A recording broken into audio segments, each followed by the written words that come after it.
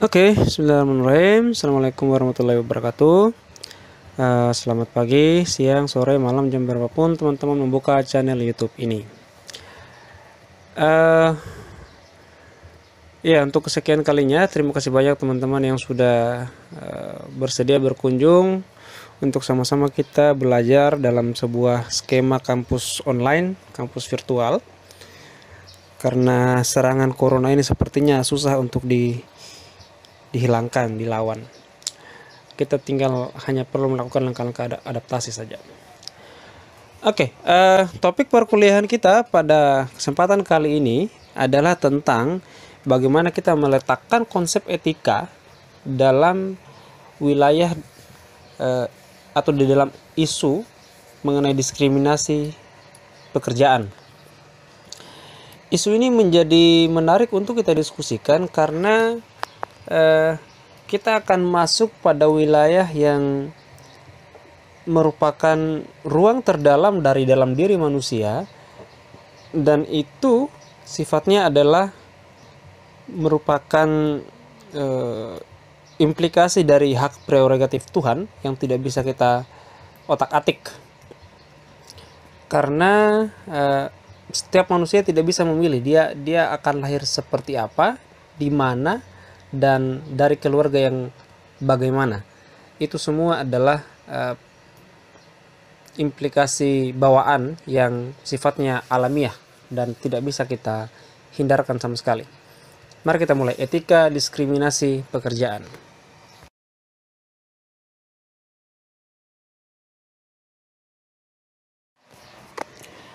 Oke, teman-teman sekalian, saya mengajak pertama-tama untuk sebelum masuk ke dalam isu diskriminasi, mari kita mendudukkan kasus ini dalam konteks bagaimana pengelolaan organisasi bisnis yang dalam hal ini kita sebutlah dia sebagai satu entitas perusahaan. Kalau di bagian-bagian video yang sudah teman-teman tonton tadi, sebetulnya ada beberapa, paling tidak ada 3 kata kunci atau 3 poin yang bisa kita garis bawahi. Pertama, mengenai masalah diskriminasi rasial yang saat ini menjadi heboh terjadi di Amerika Serikat karena adanya pembunuhan atau kita sebut saja pelanggaran oknum polisi yang mengakibatkan nyawa seorang warga negara Amerika berkulit hitam kemudian meninggal. Yang naas adalah karena dia meninggalnya dengan leher tertekan oleh lutut polisi sampai tidak bisa bernapas. Masalah itu sebetulnya kalau kita lihat adalah masalah sentimen rasial, bukan perkara benar dan salah, apalagi perkara penegakan hukum, apalagi keadilan. Jauh dari itu. Poin yang pertama. Poin yang kedua, gerakan yang dilakukan oleh Martin Luther King pada tahun 1964 itu, kalau saya tidak salah, adalah bentuk perjuangan ras negro Afrika Amerika yang menuntut persamaan hak, karena dalam banyak kasus mereka selalu diperlakukan secara tidak adil dalam konteks bagaimana Amerika menjalankan pemerintahannya. Padahal kalau kita bandingkan, misalnya konstitusi Amerika itu memiliki beberapa substansi yang sama dengan konstitusi Indonesia perihal tentang pengakuan atas kesamaan seluruh manusia. Every man is equal, everybody is the same. Dalam hal ini adalah mengenai isu hak asasi manusia. Namun faktanya selama puluhan tahun pemerintahan Amerika dijalankan, masalah sentimen dan segregasi rasial itu tidak bisa dihapuskan sama sekali. Sampai pada akhirnya Martin Luther King berjuang sekuat tenaga sampai berdarah-darah begitu. Dan hasil dari perjuangannya adalah disahkannya Undang-Undang Hak Sipil yang menghapuskan segala bentuk pemisahan-pemisahan rasial atau perlakuan-perlakuan diskriminasi terhadap warga negara Amerika berkulit hitam. Dalam konteks Indonesia, saya sampai sekarang ini masih sepakat dengan pandangan bahwa Indonesia ini belum 100% menjadi Indonesia. Apalagi kalau kita selalu menyebut-nyebut Sabang sampai Merauke, di mana Merauke itu adanya di Papua, dan Papua dengan segala macam cerita, dengan segala macam sakit hati, kekecewaan, dan perasaan perlakuan tidak adil, mereka tidak merasa sebagai Indonesia. Video yang Anda tonton tadi adalah sekitar contoh sampiran saja bagaimana perasaan mereka sebagai bagian dari Indonesia yang selalu diperlakukan secara diskriminatif. Dalam hal ini ada sentimen-sentimen rasial, ada ucapan-ucapan kebencian, ada semacam perasaan tidak menyatu, tidak menjadi bagian dari kebersamaan kita sebagai Indonesia. Dan itu yang dirasakan oleh teman-teman Papua sebagai bentuk dari adanya bentuk-bentuk diskriminasi terhadap mereka. Sangat disayangkan. Nah, 3 poin tadi saya mengajak teman-teman untuk bagaimana mendudukannya dalam konteks bagaimana pengelolaan organisasi. Kalau Anda membayangkan sebuah organisasi bisnis atau perusahaan, di dalamnya pasti ada sebuah cita-cita besar yang ingin dicapai. Ada visi yang ingin dicapai oleh perusahaan tersebut.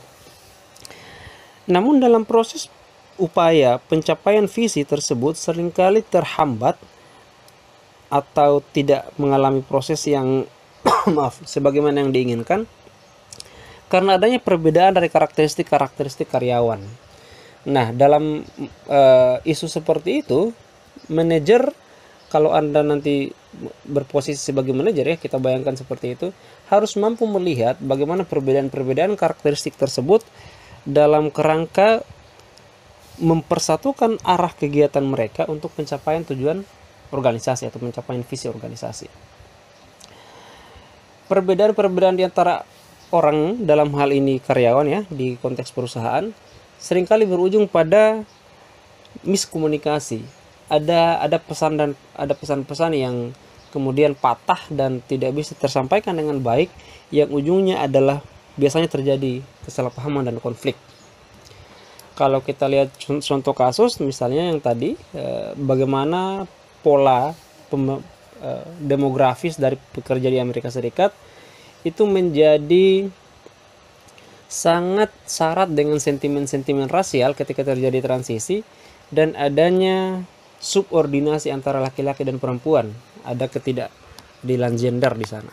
Itu menjadi beberapa isu penting dalam konteks bagaimana kita melihat pluralistiknya sebuah organisasi bisnis, dalam hal ini perusahaan. Oke. Nah, kalau kita lihat sebetulnya tingkatan keragaman itu secara garis besar ada 2. Ada keragaman yang bisa tampak karena dia berada di wilayah permukaan, ada tingkat keragaman yang abstrak dan dia beradanya di bagian dalam diri manusia. Keragaman level permukaan itu sebenarnya sebagai fenomena gunung es karena hanya bagian kecil yang nampak saja, yang bisa dilihat oleh mata, yang bisa didengar oleh telinga. Misalnya yang bisa langsung diamati secara langsung adalah adanya perbedaan umur, misalnya di dalam kantor tempat seseorang bekerja. Lalu ada perbedaan ras, yang tadi yang sudah kita coba tarik dalam konteks isu-isu rasial, diskriminasi tadi. Perbedaan jenis kelamin jelas, perbedaan etnis asal daerah yang beragam, Batak, Jawa, Sulawesi, Bugis, segala macam, agama, dan tidak jarang ada yang mengalami disabilitas. Keragaman seperti ini mudah untuk dilihat.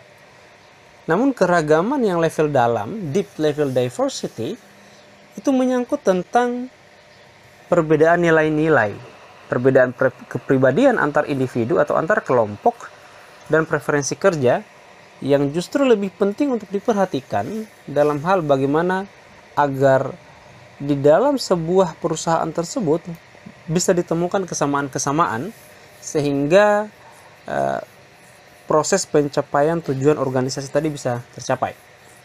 Nah, dalam posisi Anda suatu hari nanti ketika telah menjadi manajer di perusahaan tertentu, amin, sangat semacam ya, saya menganjurkan agar konsep tingkat keragaman yang permukaan dan level dalam ini bisa betul-betul diterapkan, sehingga prestasi kerja di perusahaan Anda, prestasi kerja perusahaan Anda secara keseluruhan bisa maksimal karena bisa mengelola berbagai macam tingkat keragaman karyawan. Oke.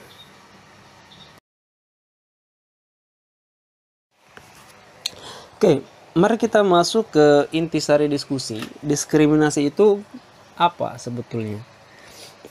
Kalau kita lihat, diskriminasi itu pada hakikatnya adalah sebuah tindakan atau keputusan yang memperlihatkan adanya perbedaan antara satu hal dengan hal yang lain secara tidak adil, di mana penilaian terhadap seseorang didasarkan pada kelompok stereotipe tertentu. Dari pengalaman kecil saya pernah melakukan wawancara terhadap 2 orang staf di KPPU, Komisi Pengawas Persaingan Usaha. 1 orang beragama Katolik, 1 orang beragama Islam. Dan kesimpulan yang saya peroleh dari hasil wawancara tersebut adalah karyawan yang beragama Katolik, karena sebagai minoritas, itu kemudian secara halus sulit mendapatkan akses untuk jenjang karir yang lebih baik. Kenapa seperti itu? Karena secara tidak sadar sistem remunerasi di kantor tersebut secara halus atau secara tersirat sebetulnya mengandung unsur-unsur diskriminatif. Dalam hal ini khususnya mengenai isu agama. Demikian juga untuk konteks diskriminasi yang didasarkan pada etnis, ada Batak, ada Jawa, kemudian ada Bugis, ada dominasi-dominasi tertentu yang sangat sulit dihindari karena perasaan primordialisme yang kemudian menjadi dasar atau menjadi sebab adanya langkah-langkah atau keputusan-keputusan yang diskriminatif tersebut. Itu yang terjadi, sehingga ini sangat-sangat harus kita hindari dan sebisa mungkin tidak merusak budaya kerja organisasi. Nah, kalau kita baca baik untuk konteks konstitusi Amerika, apalagi konstitusi Indonesia, sebetulnya diskriminasi itu sangat dilarang secara hukum. Tidak usah jauh-jauh bicara tentang undang-undang atau peraturan pemerintah. Undang-undang dasar saja secara jelas mengatur tentang persamaan hak asasi manusia yang diatur pada pasal 27, 28 sampai dengan 30 soal agama. Artinya apa? Diskriminasi itu sebetulnya sudah dilarang secara konstitusi maupun dengan norma sosial. Namun fakta-fakta yang terjadi seperti contoh kasus wawancara yang saya lakukan tadi, ini masalah yang sekalipun ditutup-tutupi dengan berbagai macam alibi dan segala macamnya, ini tetap bisa terbaca karena perbedaan adanya tingkat keragaman yang bermacam-macam dan preferensi kerja di dalam kantor tertentu itu sangat mempengaruhi atau berpengaruh terhadap adanya peluang-peluang tindakan atau keputusan yang diskriminatif dari pejabat-pejabat atau pemangku kepentingan yang lebih tinggi. Itu yang terjadi. Oke, problem keberagaman ini, kalau kita lihat berdasarkan karakteristik demografi, setidaknya ada 4 poin yang bisa dijadikan dasar sudut pandang. Pertama, keberagaman dalam hal usia, umur. Lalu keberagaman dalam hal jenis kelamin. Yang ketiga yang paling sensitif, keragaman dalam hal perbedaan ras dan etnik. Dan yang terakhir ada disabilitas. Memang ini juga sangat sensitif karena kadang-kadang ada semacam penghindaran secara halus kepada saudara-saudara kita yang kebetulan mengalami disabilitas. Nah, mari kita lihat satu persatu. Karakteristik berdasarkan umur misalnya, ini sebagai seorang manajer ya, penting untuk dilihat bagaimana pengaruh umur terhadap produktivitas seorang karyawan. Untuk sektor publik, dalam hal ini adalah kantor-kantor pemerintahan, kalau Anda perhatikan secara sepintas, lazimnya yang tingkat produktivitasnya tinggi di kantor tersebut adalah mereka atau karyawan atau PNS, baik apalagi honorer, yang masih berusia muda. Sebaliknya, karyawan-karyawan yang sudah sepuh, senior begitu, yang udah tua-tua, biasanya produktivitasnya rendah. Kenapa? Sudah gerakannya mulai melambat, tidak bisa bertindak cepat, berpikir juga sudah tidak sesegar orang anak muda, dan seterusnya. Namun ini mungkin tidak berlaku umum kalau kita lihat dalam konteks organisasi bisnis atau perusahaan yang tadi sektor pemerintah publik. Mungkin tidak berlaku umum bahwa karyawan yang lebih muda itu memiliki produktivitas yang tinggi dibanding karyawan tua yang sudah senior. Namun poinnya adalah seorang manajer harus melihat faktor demografis dalam hal yang disebabkan oleh usia atau umur ini dalam konteks bagaimana proses pencapaian organisasi bisa tercapai. Yang kedua, jenis kelamin. Jelas secara natural kita hanya punya 2 jenis kelamin. Kalau ada yang lebih dari itu ya monggo lah, itu sudah termasuk penyimpangan sosial, jadi tidak perlu didiskusikan terlalu jauh. Ada semacam isu yang menyebutkan bahwa biasanya karyawan perempuan itu lebih produktif dibanding laki-laki. Selain produktif, biasanya lebih telaten, lebih cermat, dan lebih berhati-hati dalam melakukan pekerjaan. Ini juga harus dilihat bagaimana manajer memposisikan atau memberikan tugas-tugas berdasarkan karakteristik demografis dari sisi jenis kelamin. Yang paling krusial, sensitif, dan biasanya urgen untuk diperhatikan dalam hal bagaimana manajerial di perusahaan adalah soal ras dan etnis. Apa ras itu? Ras adalah warisan biologis yang biasanya menjadi dasar untuk seseorang atau orang lain mengidentifikasi diri dan orang lain selain dirinya. Saya yang lahir dari Sulawesi jelas punya warna kulit yang agak berbeda dengan teman-teman yang lahir di Bandung misalnya, karena perbedaan cuaca, perbedaan karakter geografis yang menyebabkan kemudian suhu di tempat tinggal kita masing-masing berbeda, dan itu berimplikasi pada warna kulit. Itu tidak bisa dihindarkan. Sementara etnis adalah karakteristik budaya yang sering kali beririsan dengan ras. Ini bareng-bareng biasanya. Setiap ras punya karakteristik budaya yang berbeda-beda. Sementara disabilitas, kita tahu sebetulnya dalam undang-undang yang baru, saya lupa nomor berapa, tentang perusahaan, sudah ada semacam kewajiban moral dari perusahaan untuk menerima atau mempekerjakan karyawan dengan status penyandang disabilitas. Kenapa? Karena ada kewajiban hukum bagi mereka agar ada semacam privilege sehingga tercapai rasa keadilan, meskipun ada batasan-batasan biologis yang susah untuk dihindarkan. Itu dari karakteristik demografis.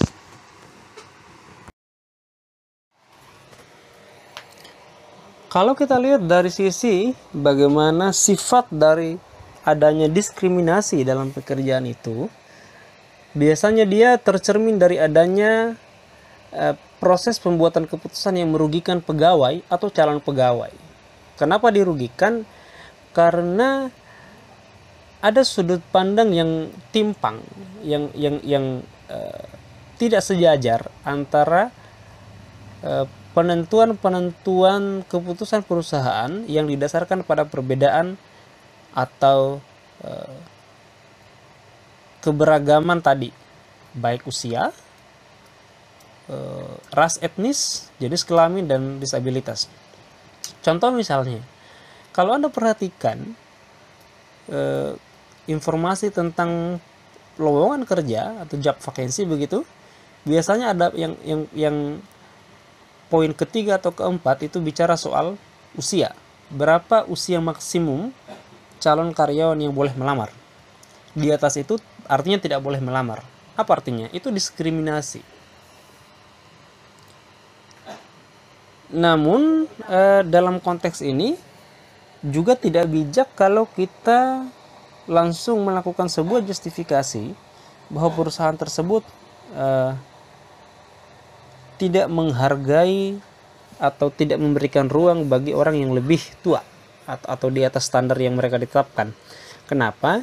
Karena biasanya perusahaan memiliki sistem jenjang karir yang khusus, dan itu dimulai dari proses karyawan mulai masuk sampai kemudian dia pensiun. Itu yang umum menjadi pertimbangan soal usia. Contoh,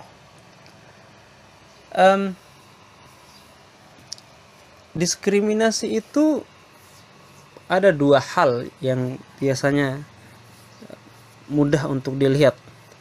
Pertama, dia merupakan unsur kesengajaan atau dia memang sudah terlembagakan secara sistem di dalam organisasi bisnis, di dalam perusahaan tertentu. Kalau dia merupakan bentuk kesengajaan, biasanya ada semacam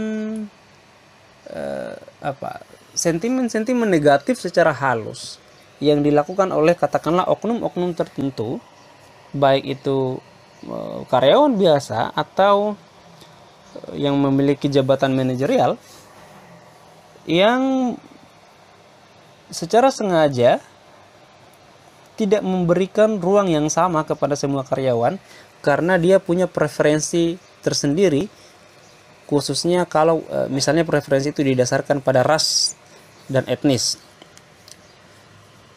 Apalagi soal isu primordialisme kedaerahan yang juga sulit untuk dihindari. Itu kalau unsur kesengajaan. Nah, yang jadi soal, saya pernah ada teman sebuah sekolah yang khusus menerima, mohon maaf, siswa-siswi dari keturunan Tionghoa.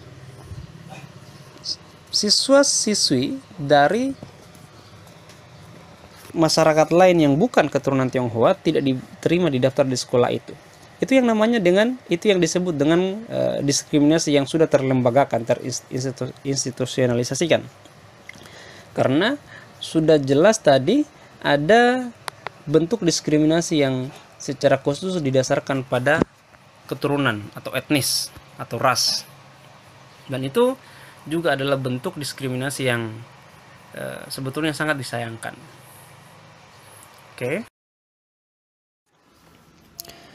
Nah, lanjut dari itu, kalau kita lihat apa sih yang biasanya atau kondisi-kondisi sosial yang memungkinkan atau berpeluang memunculkan adanya diskriminasi, biasanya itu terjadi ketika ada ketidakseimbangan antara proporsi dari kelompok minoritas dan mayoritas. Itu dalam konteks bernegara misalnya atau bermasyarakat. Dalam wilayah perusahaan atau organisasi bisnis biasanya ini terjadi ketika pemegang jabatan yang menentukan proses penempatan personali atau SDM itu memiliki preferensi khusus yang lazimnya didasarkan pada pertimbangan yang 4 poin tadi: umur, jenis kelamin, ras dan etnis, dan faktor disabilitas. Jika kondisi-kondisi seperti itu ada dalam sebuah perusahaan, sangat lazim atau sangat rentan terjadi tingkat diskriminasi karena adanya proses pengambilan keputusan yang didasarkan pada faktor-faktor yang tadi disebutkan. Nah, apakah semua kelompok-kelompok atau mazhab pemikiran mendukung adanya tindakan diskriminasi? Jelas tidak. Setidaknya ada 3 pandangan sosial atau pandangan filsafat moral, filsafat etika dan moralitas yang memandang bahwa tindakan diskriminasi itu adalah sesuatu yang tidak bisa dibenarkan. Pertama adalah pandangan dari mazhab utilitarian. Kalau Anda masih ingat-ingat, ini juga sudah kita bahas pintas pada beberapa perkuliahan yang kemarin, apa dan bagaimana itu konstruksi berpikir dari mazhab utilitarian. Pandangan utilitarian dalam kasus diskriminasi ini memandang bahwa itu diskriminasi itu terjadi ditolak karena jika itu terjadi akan mengarahkan pada penggunaan sumber daya manusia yang tidak efisien. Kenapa demikian? Karena faktor ekualitas atau faktor kesamaan derajat manusia itu kemudian tidak dipertimbangkan secara benar, sehingga preferensi penempatan kerja atau perekrutan calon tenaga kerja itu tidak mempertimbangkan aspek kemanusiaan yang tadi, karena didasarkan pada faktor-faktor yang keberagaman di level permukaan. Akibatnya adalah alokasi sumber daya yang tidak efisien. Sementara dari sisi pandangan yang menekankan pada hak, ini jelas tidak bisa dibenarkan karena melanggar hak asasi manusia. Dalam hal apa? Dalam hal peluang yang sama, perlakuan yang sama, pandangan yang melihat manusia sebagai makhluk yang sederajat, apapun warna kulitnya, apapun etnisnya, apapun latar belakang sosial budayanya. Sehingga pandangan yang menekankan pada hak ini juga tidak menerima adanya tindakan-tindakan diskriminatif. Selanjutnya yang paling krusial adalah pandangan yang menekankan pada aspek keadilan. Kalau terjadi tindakan-tindakan diskriminatif, itu akan berujung pada munculnya perbedaan distribusi keuntungan dan beban dalam masyarakat secara kolektif, secara agregatif. Karena akan ada porsi pemberian beban yang kadang-kadang tidak berimbang dengan benefit atau utilitas yang diperoleh kelompok-kelompok tertentu karena adanya tindakan-tindakan diskriminatif yang seperti disebutkan tadi. Ini juga sangat ditentang oleh kelompok atau pemikiran yang menekankan pada aspek keadilan. Oke. Sekarang mari kita lihat beberapa contoh praktik diskriminasi yang boleh jadi sering kita jumpai dalam kehidupan sehari-hari, dalam keseharian kita, terutama dalam konteks organisasi bisnis atau perusahaan. Bentuk-bentuk tindakan diskriminatif itu bisa dijumpai misalnya dalam pertama, mengenai proses rekrutmen karyawan. Adanya pola atau kecenderungan untuk merekrut pegawai dari kelompok ras tertentu sehingga menolak atau tidak menerima kemungkinan penerimaan pegawai dari ras yang lain yang tidak sesuai dengan standar atau nilai yang ada di lembaga perusahaan organisasi tersebut. Diskriminasi juga kerap kali terjadi dalam hal bagaimana jenjang kepangkatan atau level manajerial pada sebuah organisasi bisnis. Dan kalau ini terjadi, biasanya akan ada pemisahan antara evaluasi kinerja berdasarkan karakteristik biologis yang dimiliki oleh seorang karyawan. Katakanlah seperti warna kulit, jenis kelamin, ras tadi yang sudah disebutkan, dan yang paling sering dijumpai seperti contoh yang tadi saya sebutkan dalam kasus di KPPU itu mengenai segregasi atau pemisahan antara minoritas dan mayoritas, meskipun itu secara halus tidak ditonjolkan secara terang-terangan, namun para minoritas merasakan itu. Dalam hal ini proses diferensiasi yang didasarkan pada perbedaan agama itu yang terjadi. Bentuk diskriminasi yang lain dalam praktik juga kadang-kala terjadi dalam hal kondisi pekerjaan. Misalnya ketika ada beban yang tidak sebanding yang diberikan kepada orang-orang tertentu dengan karakteristik biologis tertentu, ras, etnis, atau kapasitas yang beragam, sehingga terjadi adanya ketimpangan atau kesenjangan dalam hal bagaimana memberikan beban kerja di antara sesama pegawai. Yang terakhir juga yang rawan terjadi dalam hal ini adalah PHK, pemecatan, pemutusan hubungan kerja yang dilakukan atau didasarkan pada perbedaan ras atau jenis kelamin. Untuk konteks Indonesia mungkin ini tidak terlalu sering kita jumpai, namun pada negara-negara tertentu yang masih didominasi oleh pemikiran mengenai segregasi rasial, mengenai perbedaan-perbedaan faktor biologis dalam hal proses manajemen di perusahaan, ini seringkali terjadi. Sangat disayangkan jika ini juga ada di Indonesia, mudah-mudahan tidak. Kita berharap seperti itu.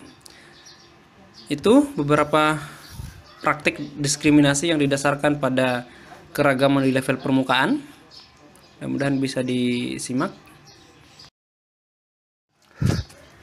Untuk mengatasi masalah diskriminasi dalam dunia kerja, ada sebuah pandangan atau tawaran solutif yang disebut dengan tindakan afirmatif. Apa itu tindakan afirmatif? Tindakan afirmatif ini pada dasarnya menekankan pada aspek yang mempertimbangkan preferensi-preferensi kerja karyawan. Preferensi ini bukan lagi didasarkan pada warna kulit, bukan lagi didasarkan pada etnis atau latar belakang sosial budaya tertentu dalam masyarakat yang kebetulan menjadi karyawan, tetapi lebih kepada preferensi atau hobi, kita sebut seperti itu, dalam bidang pekerjaan tertentu dalam perusahaan. Dan tindakan afirmatif juga ini cocok atau sangat direkomendasikan untuk bagaimana sebuah perusahaan, bagaimana manajer di perusahaan tertentu itu mempertimbangkan posisi-posisi minoritas yang ada sehingga bisa dicapai keadilan. Dan yang paling penting seperti di bagian awal tadi adalah bagaimana itu semua dikelola agar proses pencapaian tujuan organisasi, visi organisasi bisa dicapai. Intinya sebetulnya adalah bagaimana sebuah perusahaan melakukan penyelidikan secara detail atas semua klasifikasi pekerjaan. Apa tujuannya? Untuk menentukan apakah jumlah pegawai perempuan misalnya atau minoritas dalam klasifikasi kerja sudah proporsional dalam komposisi karyawan yang ada di perusahaan tersebut. Intinya adalah proporsionalitas dan keberimbangan yang sebetulnya lebih dekat dengan istilah keterwakilan yang seimbang antara komposisi-komposisi karyawan yang memiliki perbedaan-perbedaan tertentu, baik itu perbedaan yang sifatnya disebabkan oleh faktor biologis seperti ras ataupun dimensi-dimensi sosial seperti etnis dan budaya-budaya yang berbeda di antara sesama karyawan perusahaan. Itu tindakan afirmatif. Karena tindakan afirmatif ini dimaksudkan sebagai jalan tengah untuk menengahi adanya perbedaan-perbedaan biologis, perbedaan-perbedaan kultur, perbedaan latar sosial dan budaya di antara sesama karyawan, maka tindakan afirmatif ini dipandang sebagai sebuah kompensasi. Kenapa demikian? Karena seperti yang tadi disebutkan, ini diarahkan agar ada keberimbangan, ada proporsionalitas antara katakanlah perbedaan jumlah antara minoritas dan mayoritas. Klasterisasi atau diferensiasi minoritas dan mayoritas ini boleh jadi disebabkan didasarkan pada berbagai faktor. Yang paling sensitif biasanya adalah unsur sara, suku, agama, dan ras. Ini yang terjadi di beberapa perusahaan dan sangat mengganggu atau boleh jadi mempengaruhi kinerja perusahaan tersebut atau organisasi tersebut. Namun demikian, tindakan afirmasi sebagai kompensasi ini memiliki kelemahan. Apa itu? Ini mensyaratkan adanya kompensasi yang hanya diberikan kepada individu yang secara sengaja ataupun secara terlembagakan itu merasa dirugikan. Dirugikan dalam hal apa? Ketika mereka merasa dibatasi aksesnya, dibatasi kesempatan untuk memperoleh jenjang karir yang lebih baik, dibatasi untuk mencapai posisi-posisi manajerial tertentu karena faktor katakanlah agama, katakanlah seperti ras atau latar etnis budaya tertentu. Sehingga ini juga pada praktiknya menjadi akan sangat dinamis pada sebuah perusahaan di mana konsep tindakan afirmatif tersebut diterapkan. Oke.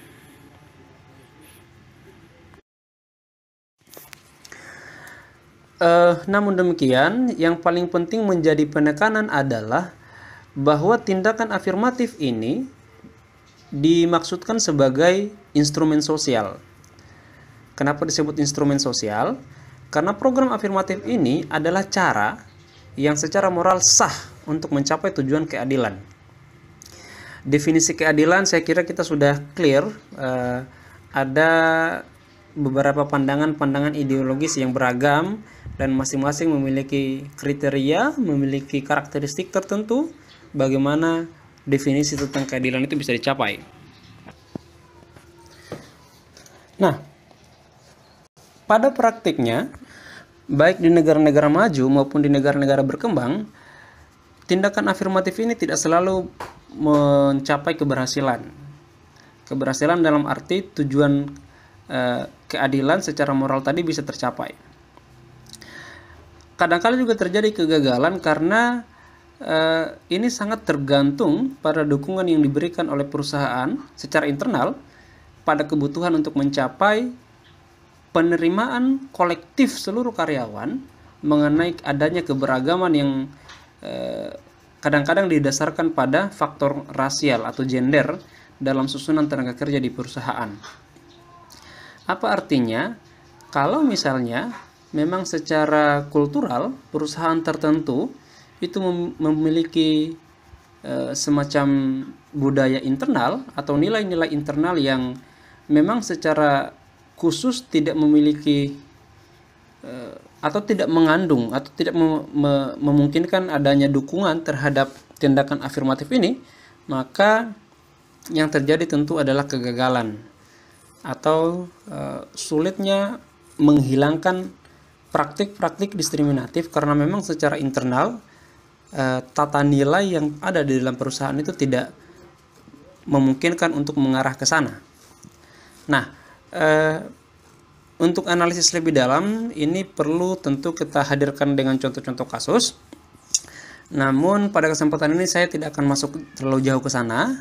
Saya berharap teman-teman bisa melakukan kreasi-kreasi tersendiri, elaborasi berdasarkan sumber-sumber yang bisa diakses secara bebas untuk melihat apakah praktik konsep tindakan afirmatif ini betul-betul bisa diterapkan ke dalam semua perusahaan atau pada perusahaan tertentu di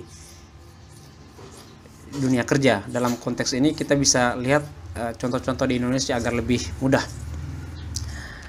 Oke, kuncinya adalah dia merupakan instrumen untuk mencapai tujuan keadilan secara kolektif di antara sesama karyawan. Itu tindakan afirmatif. Mudah-mudahan bisa dimengerti.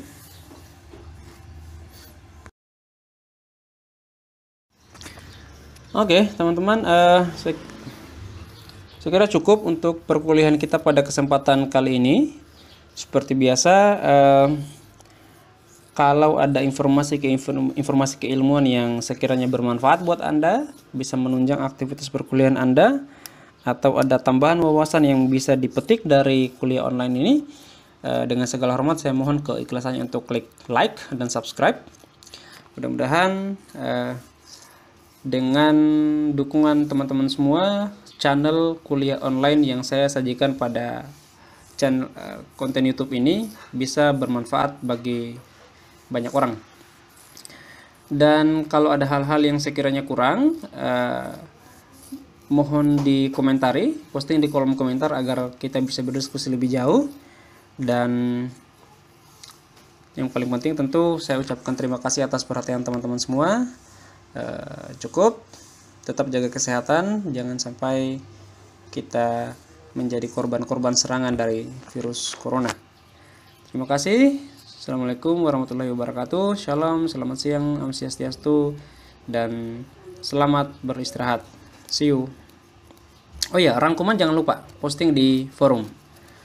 Oke, terima kasih.